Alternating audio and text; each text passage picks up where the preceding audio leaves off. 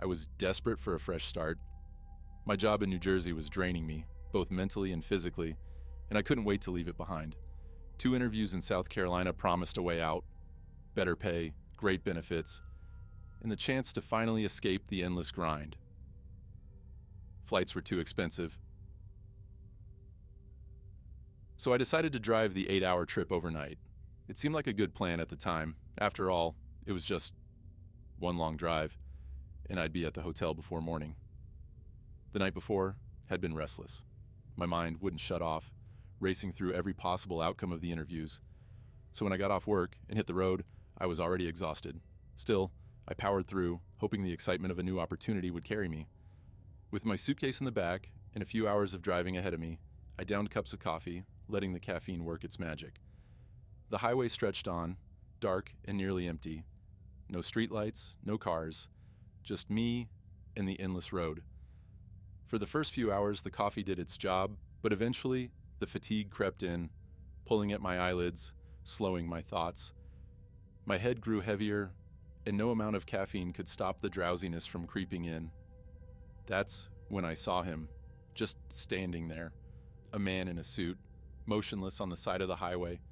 He was staring directly at me as I passed, his face illuminated by my headlights for just a second. I couldn't make sense of it. A man? In the middle of nowhere? At this hour? My heart skipped a beat, and I muttered to myself, convincing myself I had imagined it.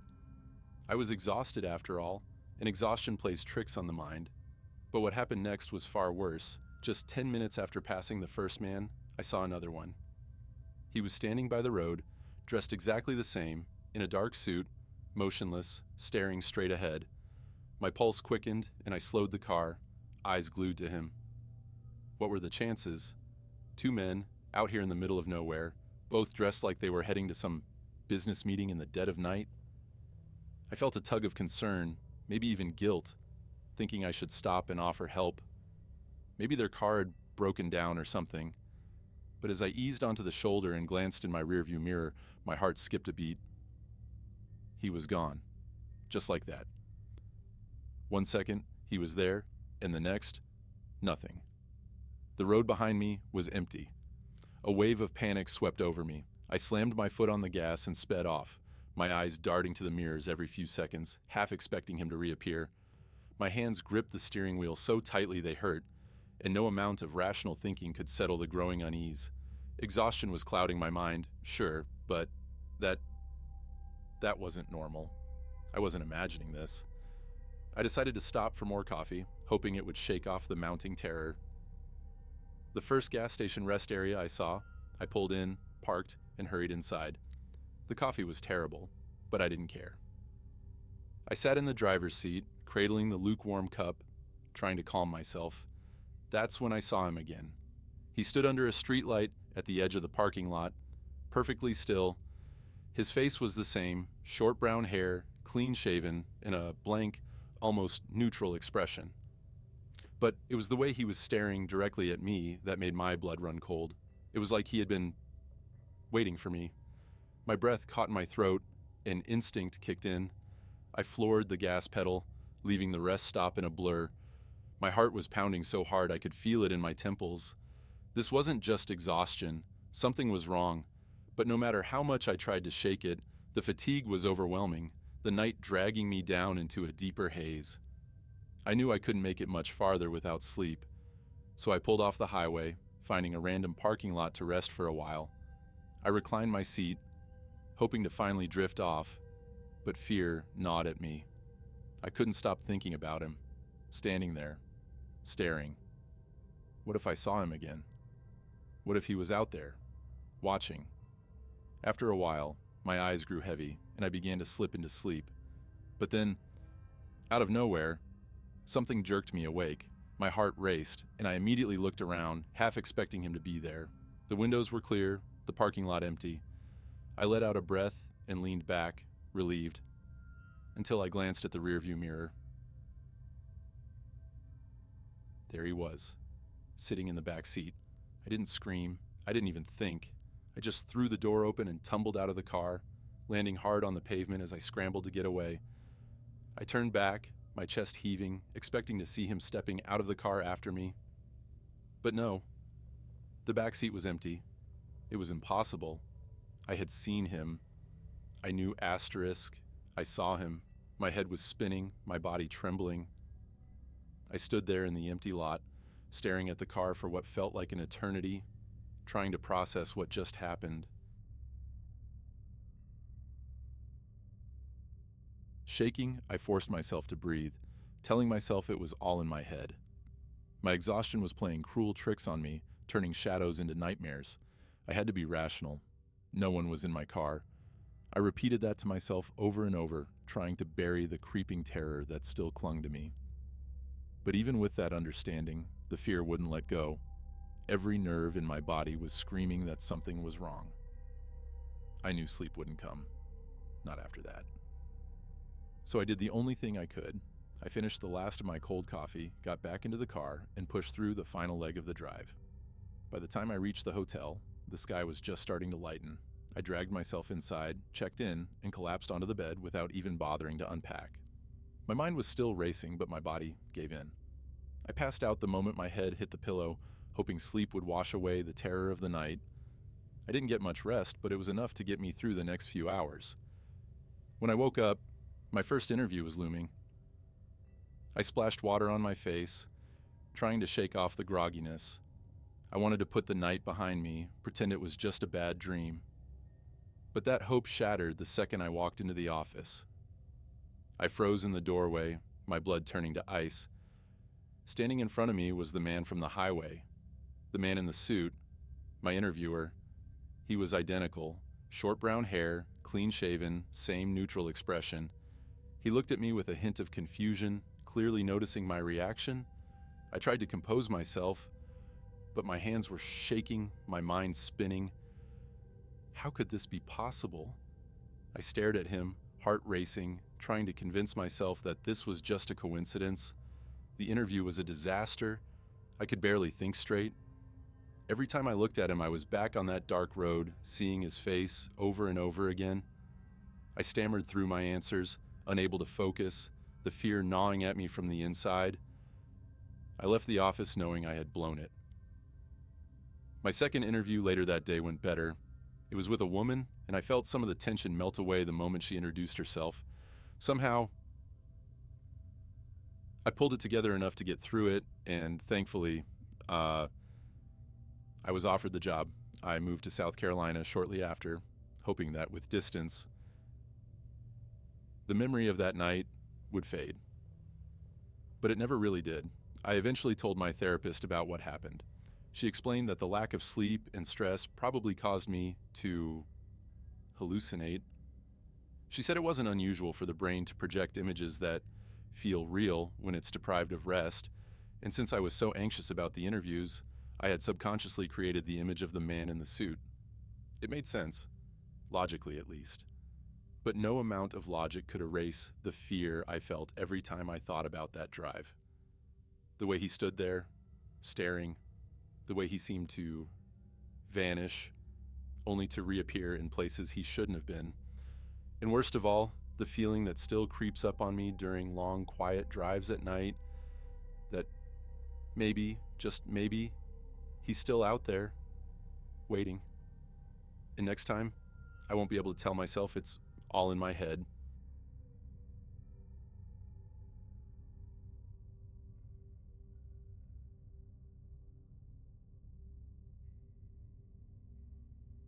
It was just past midnight, and I was cruising through the back roads of Pennsylvania.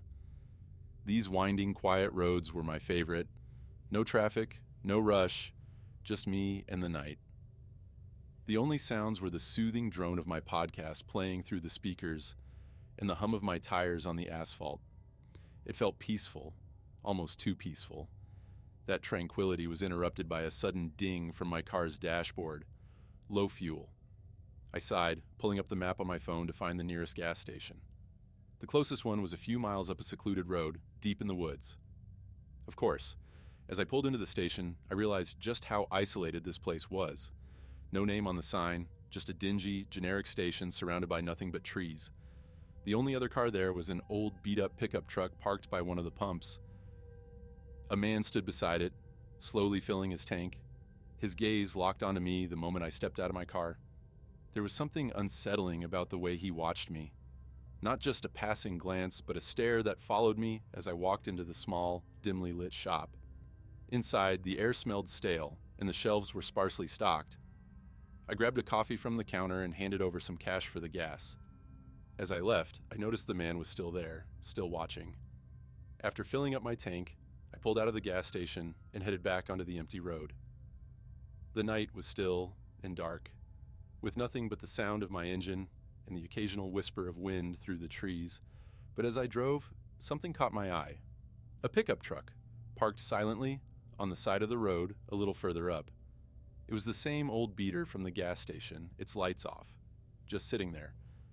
I felt a slight unease, but brushed it off. Maybe he had pulled over for a rest, I thought. After all, it wasn't my business. I refocused on the road and cranked up my podcast again, trying to push the weirdness aside. A few minutes later, another ding came from my dashboard, this time warning me about a low tire. Confused, I slowed down, and that's when I heard it.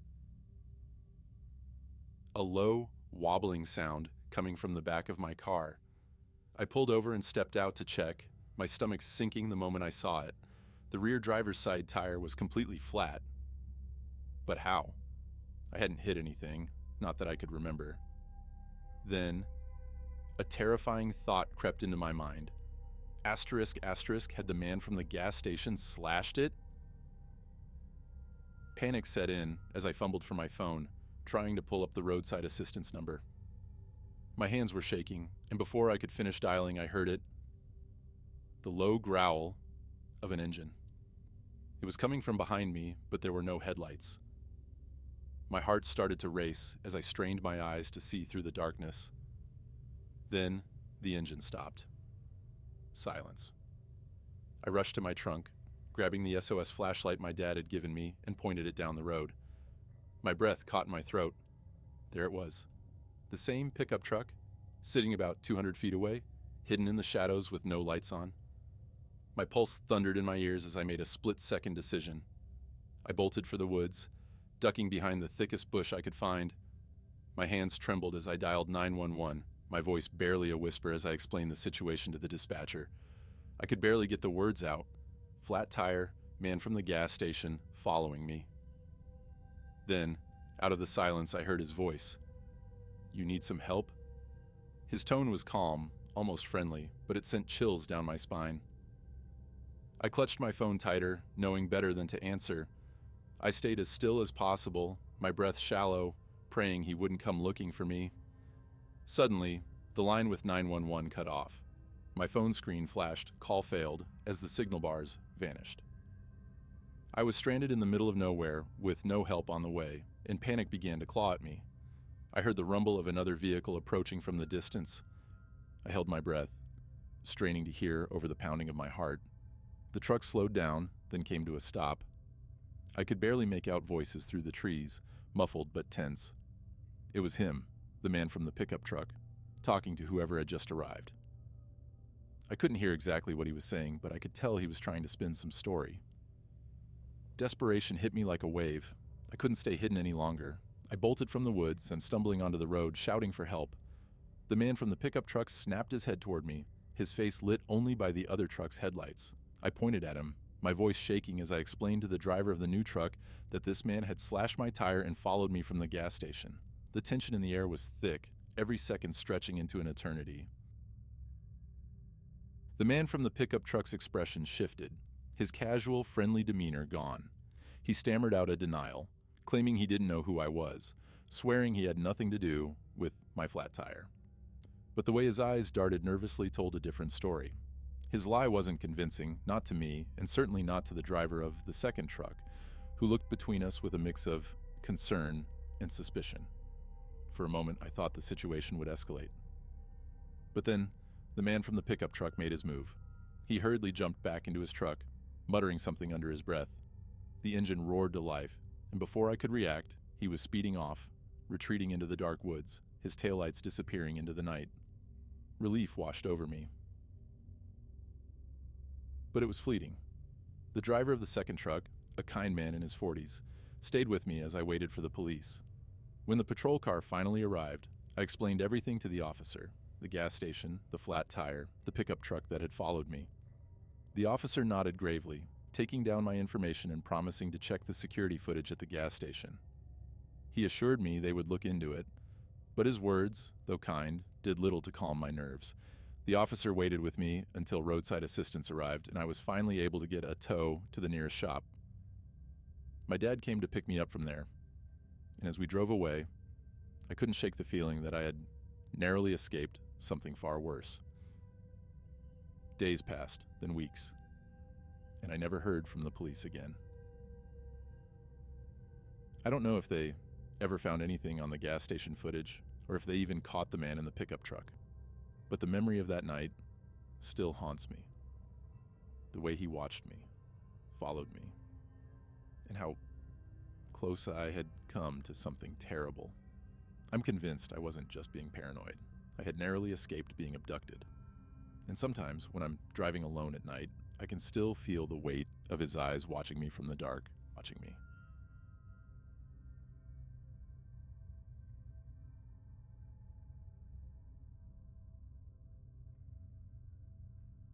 It was supposed to be a simple drive to visit Lucas, my boyfriend. I'd packed a week's worth of clothes for the trip, eager to spend winter break with him since we lived in different states. As a teacher, I didn't get a lot of time off, so I was looking forward to the break. My car, an old 2009 Honda Civic, wasn't exactly built for winter, but I was determined to make it to his place before the snowstorm hit. We thought it would be better to leave tonight rather than risk worse roads in the morning. But as I drove further north, the weather started to turn. The snow came down heavier, and the roads became slick, forcing me to slow down. The windshield wipers struggled to keep up with the thick, wet snowflakes. I gripped the steering wheel tighter, my anxiety growing with each mile. By the time I reached the halfway point, I realized I wasn't going to make it to Lucas's that night. Frustrated, I pulled into a small diner on the side of the road to regroup. I needed to warm up and figure out where I was going to stay. Inside, the heat was a welcome change from the biting cold, and the smell of coffee filled the air. The waitress behind the counter was friendly, but concerned when I told her about my plans to keep driving. She warned me that the storm was only going to get worse and recommended a few hotels nearby where I could stay until morning. As I sat there sipping my coffee, a man sitting at the bar turned around and interrupted my thoughts. He introduced himself as Sam, a slightly older man with a worn-out jacket and a half-empty beer in front of him. He'd overheard my conversation with the waitress and told me about a motel just 5 minutes down the road. Cheap, close, and clean enough, he said, with a grin that didn't quite reach his eyes. Something about him made me uneasy. Maybe it was the way he'd been listening in, or how he kept glancing at me. I thanked him politely, telling him my name was Claire, even though it wasn't. Despite my discomfort, the snow outside was picking up, and the idea of a cheap, nearby place to stay was too tempting to pass up. I pulled into the motel parking lot, the tires of my Civic crunching over the snow that had already piled up. The place was as cheap as Sam had described, run down with flickering neon lights casting an eerie glow onto the snow-covered lot. A couple of other cars were scattered around, half buried in snow, but the place looked mostly empty. After paying $50 to the bored-looking man at the front desk, I headed to my room. It was small and dingy, with faded wallpaper and an old TV perched on a dresser that looked like it had seen better days. The red carpet was worn thin, and the whole place had a stale, musty smell. But it didn't matter. It was just for the night. Once I settled in, I tried to FaceTime Lucas to let him know I'd stopped for the night, but the connection was terrible. The video kept freezing, and his voice cut out every few seconds. Frustrated, I switched to texting him instead, explaining the situation and how bad the weather had gotten. I'd just started to relax when I heard a faint noise coming from the bathroom. I froze, my eyes flicking toward the bathroom door. It was shut. Had I closed it? I didn't remember doing that. My heart started to race as I realized something else. I had gone to the front desk earlier without locking my door. I texted Lucas in a panic, explaining what I was hearing, and he tried to calm me down, suggesting I check if the door locks by itself. Maybe I had shut it without thinking. Maybe I'd locked the door behind me without realizing it. But when I opened the motel door to check, my blood ran cold. There were footprints in the snow. 2 sets of them. One was mine, leading from my car to the door, but the other set was fresh, leading from a different car in the lot, straight to my room. The car was now empty. My hands started shaking as I slammed the door shut, locking it properly this time. I ran to the front desk, barely able to get the words out.